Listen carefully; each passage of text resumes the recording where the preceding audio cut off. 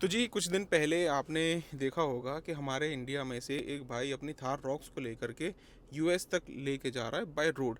और भी बहुत सारी कंट्रीज बीच में पड़ेंगी, जहाँ पे सबसे पहले नेपाल पड़ जाता है, उसके बाद में चाइना आता है। और भी ऐसे ऐसे होते हुए एक अच्छा सा रूट है जो कि वो भाई ने अच्छी तरह से अपने वीडियोस में समझा रखा है।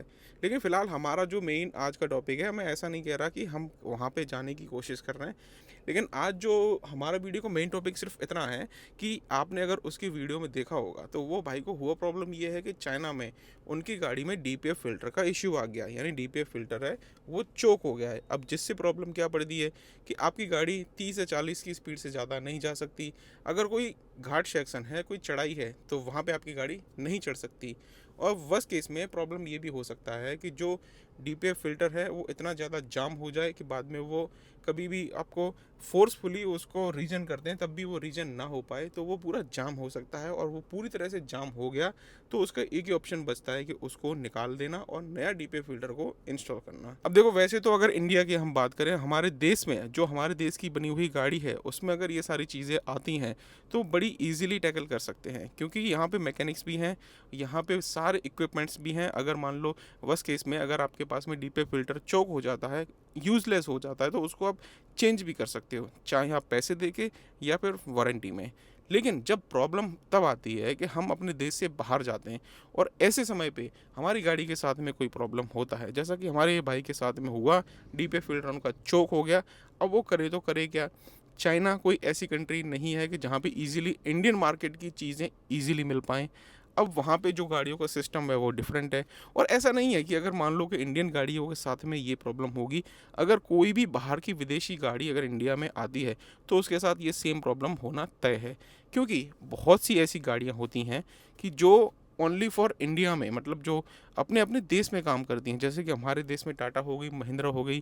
खैर, महिंद्रा तो बहुत सारे कंट्रीज़ में है, लेकिन चाइना में ये गाड़ियाँ बिल्कुल नहीं है। तो आज की इस वीडियो में हम फोकस करेंगे इन्हीं बातों के ऊपर कि अगर आप में से कोई बंदा ऐसी चीज़ करता है, ऐसा एडवेंचर करने की आप सोच रहे हैं कि अपने देश से बाहर जा रहे हैं गाड़ी को लेके। वैसे आपने बहुत सारे ऐसी वीडियोस देखे होंगे जहाँ पे बहुत से लोग जाते हैं, तो क्या क्या चीज़ आपको ध्यान में रखनी चाहिए। और ख़ास करके अगर आपके पास में एक डीजल गाड़ी है और BS6 है और आपकी गाड़ी में ये प्रॉब्लम आती है, जो रीजन वाली प्रॉब्लम है, डीपीएफ फ़िल्टर की प्रॉब्लम है, ये ना आए, तो आपको क्या क्या चीज़ें करनी है हम डिटेल में जानते हैं। तो जी, सबसे पहली बात, जो डीपीएफ फ़िल्टर है उसे आपको समझना है ये है क्या। अब देखिए, जैसे हमारे देश में BS6 के नॉर्म्स लागू हुए, उसके बाद में जो डीजल के एग्जॉस्ट होते हैं, जो धुआं होता है डीजल का, वो डायरेक्टली हमारे एटमॉस्फेयर में ना जाए, इसके लिए बीच में एक ज़रिया लगाया गया जिसको डीपीएफ आप कह सकते हो, डीजल पर्टिकुलर फ़िल्टर। तो वहाँ पे जो उसके सूट मासेस होते हैं वो सारे बीच में इकट्ठे हो जाते हैं और उसके बाद में एक प्रोसेस होती है।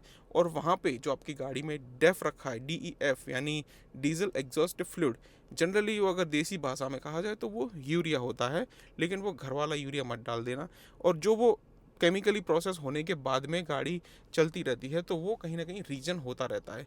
तो इससे सबसे बड़ा जो फ़ायदा पड़ता है वो हमारे इन्वायरमेंट को पड़ता है। अब देखिए, इन्वायरमेंट को तो हमने इस चीज़ से बचा लिया, लेकिन यहाँ पे इन्वायरमेंट को बचाने के चक्कर में हमने अपनी गाड़ियों का गला घोट दिया। जी बिल्कुल। जैसे कि हम या कोई भी एक इंसान अगर डीजल गाड़ी लेता है तो क्यों लेता है, आप सभी को पता है कि डीजल गाड़ी में आपको इनिशियल टॉर्क अच्छा मिल जाता है, पावरफुल इंजन्स आपको मिल जाते हैं। लेकिन कहीं ना कहीं ये सारी चीज़ें जब बीच में आ जाती हैं तो एक मन में शक सा पैदा हो जाता है कि डीजल गाड़ी लें या ना लें, अगर लें तो क्यों लें, और ऐसी ही प्रॉब्लम्स आने वाली हैं तो फिर क्यों लें। ये तो एक छोटी सी बात कि डीपीएफ फ़िल्टर क्या है और वो क्यों लगाया गया है। अब इससे आपकी गाड़ी पे फ़र्क क्या पड़ता है? सबसे बड़ा फ़र्क पड़ता है कि वो आपकी गाड़ी की प्राइसिंग में, आपकी गाड़ी की कीमतें आसमान पे चली जाती हैं। वैसे ही डीजल गाड़ियाँ कहीं सस्ती आती नहीं हैं। और जिस सेगमेंट की ये गाड़ी है, थार रॉक्स हो गई या कोई भी आप डीजल सेगमेंट में गाड़ी ले लो जिसमें अच्छा खासा इंजन है, वो एक अच्छी खासी कीमत में पड़ता है।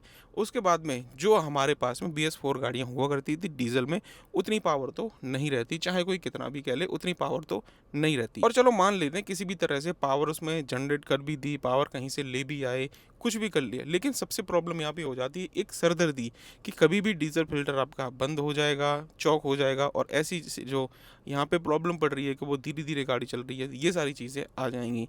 अब इन सारी चीज़ों से काउंटर करने का सबसे अच्छा ज़रिया क्या होगा? क्योंकि बात करी जाए पेट्रोल इंजन्स की, तो वो डीज़ल के हिसाब से तो नहीं है। डीज़ल जितना टॉर्क दे देता है, ख़ैर पेट्रोल इंजन्स भी इतने ज़्यादा एडवांस हो गए हैं कि आपको अच्छा खासा टॉर्क दे देते हैं, लेकिन डीज़ल की बराबरी वो आज भी नहीं कर पाते। चलो आज हम ये सारी चीज़ों को देखते हैं कि क्या-क्या आपको करना चाहिए। अगर आप डीज़ल गाड़ी लेते हो तो देखिए, डीज़ल गाड़ी अगर आपने ले ली है तो उसको कभी भी आप सुबह पे आइडलिंग के लिए खड़ी करते हो तो एक लिमिट से ज़्यादा मत रखिएगा। वैसे हमारी गाड़ी जब आइडलिंग के लिए खड़ी रखते हैं, मैं अपनी गाड़ी को 5 या 7 मिनट तक रखता हूँ क्योंकि मेरी पेट्रोल प्लस सीएनजी है, तो यहाँ पे ऐसी चीज़ें अभी तक तो नहीं हैं। अब अगर हम बात करें डीज़ल गाड़ियों की, आप इनको जितनी देर तक आइडलिंग पे खड़ी करके रखोगे, तो वहाँ पे जो सूट मास है वो अंदर के अंदर इकट्ठा होता रहता है और ये जो सूट मास है ये एक ही चीज़ से जाता है, जब आपकी गाड़ी का इंजन 3000 आरपीएम से ऊपर जाए। अगर उससे नीचे रहेगा तो ये प्रॉब्लम रहती है। चाहे तो आप इंडिया में हो या फिर आप किसी भी देश में हो, अगर आप एक एल्टीट्यूड से ज़्यादा हैं, मतलब एक जो सी लेवल है वहाँ से ज़्यादा एल्टीट्यूड पे हैं, तो ये प्रॉब्लम्स पड़ती हैं। और ख़ास करके नॉर्थ इंडिया की हम अगर बात करें तो जहाँ पे पहाड़ी सेक्शंस हैं, तो वहाँ पे भी ये प्रॉब्लम ज़रूर से रहती है। ये जो प्रॉब्लम एल्टीट्यूड से क्यों होता है वो भी मैं आपको बता दूं। देखिए, आप सभी को पता है कि आपकी गाड़ी जब भी चल रही होती है तब दो चीज़ से चलती है, एक तो फ्यूल के साथ चलती है, दूसरा ऑक्सीजन, जो कि दोनों का मिक्सचर बनता है, कंबर्शन चैम्बर में जाता है और एग्जॉस्ट निकलता है और ये सारी चीज़ से हमारी गाड़ी चलती है। जब हम जितनी ऊंचाई पे जाते हैं, जितने अच्छे से हम एल्टीट्यूड पे चले जाते हैं, तो वहाँ पे ऑक्सीजन की लेयर बहुत ज़्यादा कम हो जाती है और ऐसे में जब हमारी गाड़ी में ऑक्सीजन इनटेक होना हो रहा है तो वो पूरी मात्रा में नहीं हो पाता है और ऑक्सीजन आपकी गाड़ी में सही से नहीं जाएगा, तो आपकी गाड़ी का जो डीजल है वो सही से बर्न नहीं हो सकता है और जो अनबर्न पार्टिकल्स होते हैं डीजल के, वो भी कहीं ना कहीं डीपीएफ को क्लॉक कर देते हैं। तो ऐसे में सबसे पहले जो मैंने आपको बताया कि आपकी गाड़ी जब भी सुबह सुबह आप आइडलिंग पे खड़ी करते हो तो 1 या 1.5 मिनट, ज़्यादा से ज़्यादा आपने रख ली तो 2 मिनट रख लो, उससे ज़्यादा मत रखो। और दूसरी सबसे बड़ी बात कि आप अपनी गाड़ी को अगर सिटी में ज़्यादा चलाते हो तो ये प्रॉब्लम आपके साथ हो सकती है, क्योंकि जिस तरह हमारे देश में शहरों का विकास होता जा रहा है उस हिसाब से अगर देखा जाए तो बहुत ज़्यादा ट्रैफिक भी बढ़ता जा रहा है और ये जो बढ़ता ट्रैफिक है ये आपकी गाड़ी की स्पीड को बहुत ज़्यादा कम कर देता है। और सीधी सी बात है, अगर आप सिटी में चलाते हो तो 30-40 तक आपने गाड़ी चला ली तो बहुत बड़ी बात है, उससे ज़्यादा शायद गाड़ियाँ नहीं चलती हैं। और जितनी कम गाड़ी स्पीड में जो कम चलती रहेंगी तो गाड़ी का जो इंजन है वो कम आरपीएम पे काम करता है और आरपीएम नहीं बढ़ेंगे तो जो डीपीएफ फिल्टर है फिर से क्लॉग हो सकता है। कुल मिला के आप केवल इतना मान लो कि अगर आप अपनी गाड़ी को एक सर्टेन लिमिट से नीचे रख रहे हैं, आरपीएम उनके बहुत ज़्यादा कम रखते हैं, तो डीपीएफ फिल्टर के चौक होने के इश्यूज़ आपके पास ज़रूर से आएंगे। अब इनको काउंटर आप कैसे करें?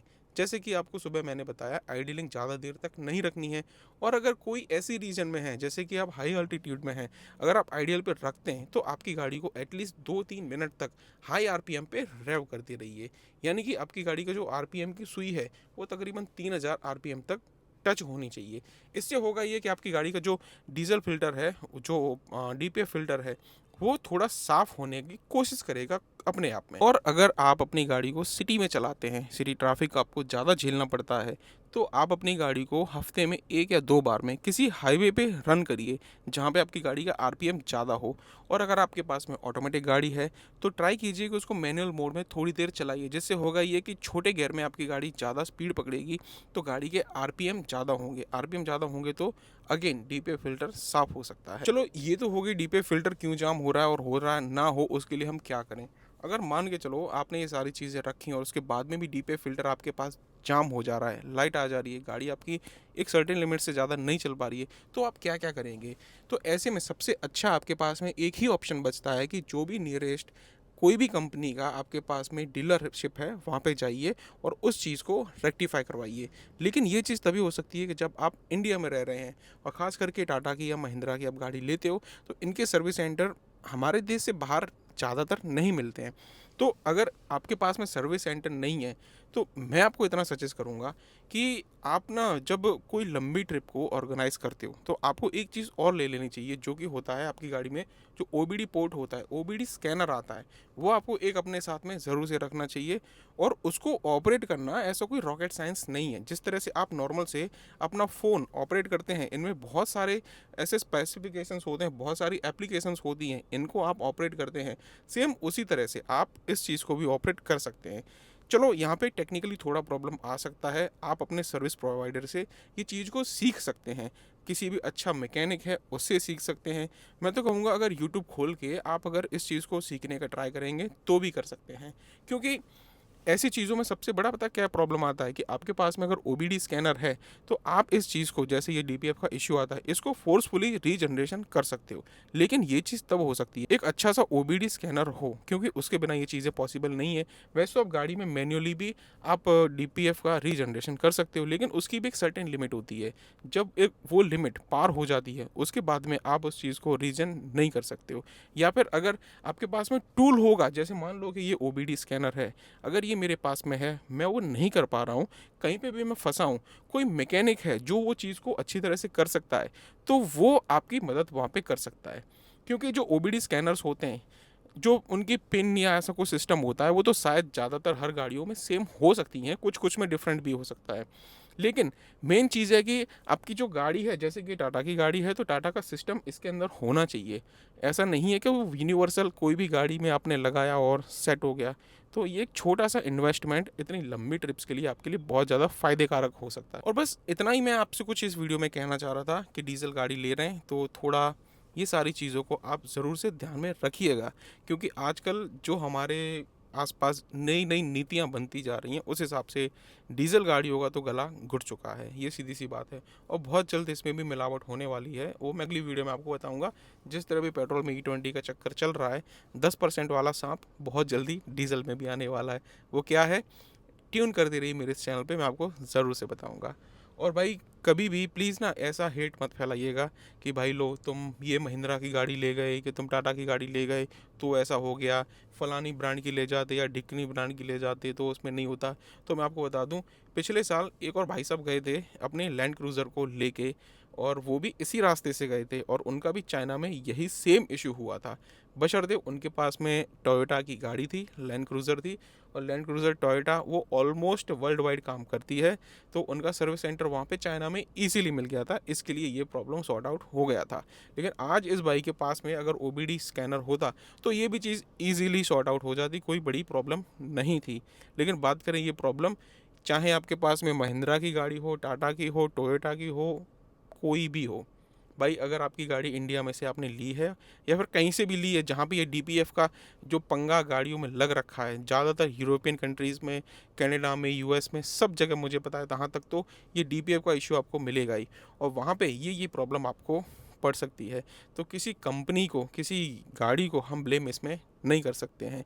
चलो सर्विसेज में थोड़ी बहुत चीज़ें 19-20 हो सकती हैं, वो एक अलग बात है। और प्लीज़ कभी ऐसा भी किसी को डिस्क्रिमिनेशन मत करिएगा कि किसी का मोटिव टूट जाए कि भाई तुमने गलत कर दिया, तुमने ये कर दिया। हमें हौसला बढ़ाना है उस इंसान का कि जो अपने पैसे खर्च करके एक रिस्क लेके गया है और हमारे देश का नाम रोशन कर रहा है किसी दूसरी कंट्री में जाके। तो एक थम्स अप उस भाई के लिए ज़रूर से बनता है कि भाई जो इतना रिस्क लेके और हमारे लिए कंटेंट वहाँ बैठ के बना रहा है, एक देश में बैठ के, एक सिटी में बैठ के, अपने घर में बैठ के, केवल स्क्रीन पे जब हम वीडियो देखते हैं उन पे हमारी राय देने में बहुत छोटी सी चीज़ होती है, लेकिन जब एक्चुअल सिचुएशन में हम फंसते हैं ना, तब वो चीज़ें पता चलती हैं। और बहुत दिलेवर हो सकता है वो बंदा कि जो इंडिया से बाहर, चाइना जैसी कंट्री में जहाँ पे सपोर्ट के नाम पे शायद इतना कुछ खास नहीं मिल पाता है, लैंग्वेज का बैरियर, हर चीज़ का बैरियर, तब भी वो बंदा डट के वहाँ पे खड़ा है ना, तो सैल्यूट है उस भाई को। तो कैसी लगी आज की छोटी सी जानकारी, कमेंट बॉक्स में ज़रूर से बताना। कि आपके पास इससे रिलेटेड कोई भी क्वेरी है तो कमेंट में आप पूछ सकते हो, या फिर आप अपने फ्रेंड्स को ये चीज़ें सजेस्ट कर सकते हो, वो जो इंसान आपकी बहुत जल्दी डीजल गाड़ी लेने वाला हो। बनी रही मेरे इस चैनल के साथ में, तब तक वीडियो को लाइक ज़रूर से करना। मिलते हैं अगली किसी और वीडियो में।